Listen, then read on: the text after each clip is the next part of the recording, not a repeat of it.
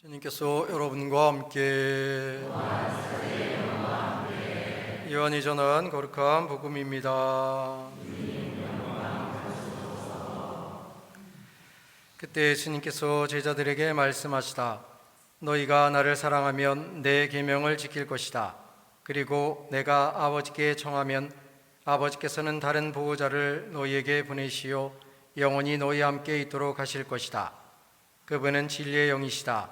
세상은 그분을 보지도 못하고 알지도 못하기 때문에 그분을 받아들이지 못하지만 너희는 그분을 알고 있다. 그분께서 너희와 함께 머무르시고 너희 안에 계시기 때문이다. 나는 너희를 고아로 버려두지 않고 너희에게 다시 오겠다. 이제 조금만 있으면 세상은 나를 보지 못하겠지만 너희는 나를 보게 될 것이다. 내가 살아있고 너희도 살아있을 것이기 때문이다. 그날 너희는 내가 아버지 안에 있고 또 너희가 내 안에 있으며 내가 너희 안에 있음을 깨닫게 될 것이다. 내 계명을 받아 지키는 이야말로 나를 사랑하는 사람이다. 나를 사랑하는 사람은 내 아버지께 사랑을 받을 것이다. 그리고 나도 그를 사랑하고 그에게 나 자신을 드러내 보일 것이다. 주님의 말씀입니다.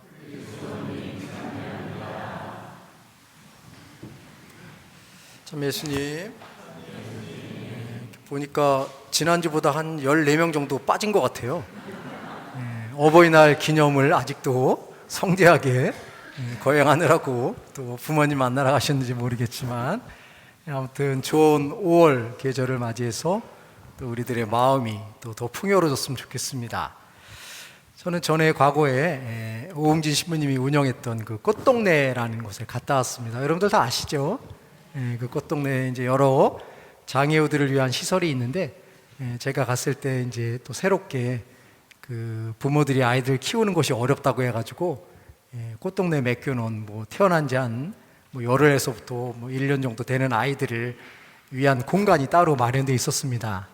근데 이제 그곳에서 봉사할 건 뭐냐면 그 아이들이 이제 부모로부터 스킨십을 받고 정서적인 안정감을 느껴야 되는데 부모와 떨어져 있기 때문에 그 아이들이 그런 그 부족한 거를 메우기 위해서 봉사자들이 아이 끌어안아주는 것만 하는 거죠. 그래서 이제 아이 안고 젖 먹이면서 이렇게 정서적인 교감을 이렇게 나누는 그런 일이었습니다. 뭐 우리가 잘 알고 있는 것처럼 뭐 3세 미만의 그 아이가 받은 부모로부터의 그런 영향들, 정서적인 영향들이 일생을 좌우한다는 말이 있는 것처럼 그 어린 시절에 받는 그런 것들이 그 사람에게 얼마나 중요한가 하는 것을 우리는 잘 알고 있습니다. 물론 어린아이기는 자기가 받고 있는 그런 소중함을 잘 느끼지 못하겠지만 어쨌든 성장해 나가면서 그것을 토대로 해서 자신이 불안감이나 어떤 두려움을 잘 받아들일 수 있는 용기가 이렇게 만들어지는 것을 알게 되는 것과 마찬가지로 우리 인간이라는 존재는 나의 능력만으로서 이 세상을 살아가는 건 분명히 아니겠죠. 때로는 이웃들, 가족들의 도움뿐만 아니라 때로는 눈에 보이지 않는 하느님의 힘을 통해서 우리는 끊임없이 성장하고 안정함을 누리고 평화를 찾아 나가는 것이 아닌가 하는 생각을 하게 되죠.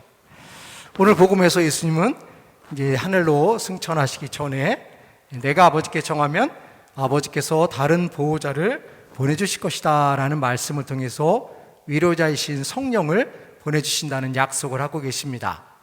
그로 인해서 예수님께서는 2000년 전에 이스라엘이라는 나라에 사시다가 부활하시고 하늘로 승천하셨지만 그분의 영은 늘 우리와 함께 머무르고 계심으로 인해서 우리는 비록 예수님을 눈으로 만나진 못하지만 그분의 힘을, 그분의 영적인 능력을 우리는 성령을 통해서 끊임없이 체험하고 살아가고 있습니다. 물론 그 성령의 힘을 우리의 오감을 통해서, 시각을 통해서 확인할 수 있으면 가장 좋겠지만 그럼에도 불구하고 우리는 그분이 우리를 인도해 주신다는 사실을 믿고 살아갈 때 그것을 통해서 우리의 삶이 더 풍요로워지는 것이 아닌가 하는 생각을 합니다.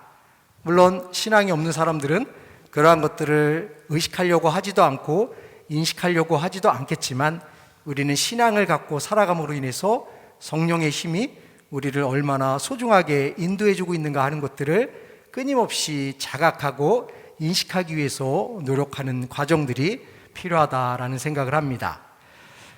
제가 예전에 일본에 살 때 이제 은퇴를 얼마 남두지 않은 신부님과 잠시 생활을 했었습니다. 그래서 그 신부님께 50년의 사제 생활을 하면서 그도 나름대로 가장 의미 있고 보람 있는 일이 뭐였냐 이렇게 질문을 하니까 그분의 답은 조금이나마 기도하는 시간을 가질 수 있었던 것이 자신에게는 가장 의미 있는 일이다라고 말씀을 하셨습니다. 그분이 외적으로 큰 성정을 짓거나 화려한 일을 하거나 사람들로부터 명성을 얻는 것도 중요했겠지만 그분에게 있어서 가장 의미 있는 일은 그래도 매일매일 기도하면서 주님을 느끼고 주님과 함께 살아가려고 하는 마음으로 일생을 살았다는 것이 본인에게는 가장 의미 있는 일이었다라고 고백을 하셨습니다. 어찌 보면 우리는 주님을 의식하며 주님과 함께 살아간다고 그로 인해서 열심히 기도하고 있습니다. 그런데 우리는 기도할 때 정말 어떤 마음으로 기도하고 있는가? 어찌 보면 우리는 기도를 열심히 하고는 있지만 그 기도를 통해서 얻는 효과, 결과만에 너무 포커스를 맞추고 살아가는 것은 아닌가 하는 생각을 하게 됩니다.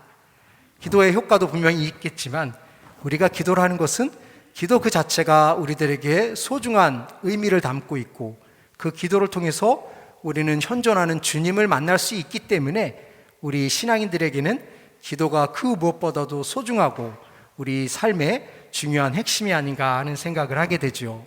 우리가 비록 주님의 현존을 명확하게 인식하지 못한다 하더라도 우리는 기도를 통해서 주님께서 나와 함께 계시다는 것을 의식하려고 자신의 마음을 열고 개방할 때 우리는 어느 순간 성령께서 나와 함께 머물고 계시다는 것을 체험할 수 있는 놀라운 신비를 발견할 수 있으리라고 생각이 듭니다.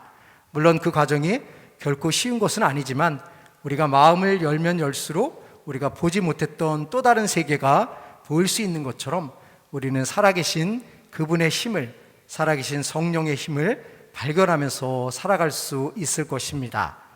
그래서 새롭게 한 주간 시작하면서 우리의 눈에 보이지는 않지만 보호자이신 성령께서 우리를 인도해주고 계시다는 것을 믿으며 그분께 의탁하는 삶을 살아갈 수 있으면 좋겠습니다. 잠시 눈을 감고 우리가 어떻게 살아계신 영의 힘을 느끼며 살아갈 수 있을까 생각해 보겠습니다.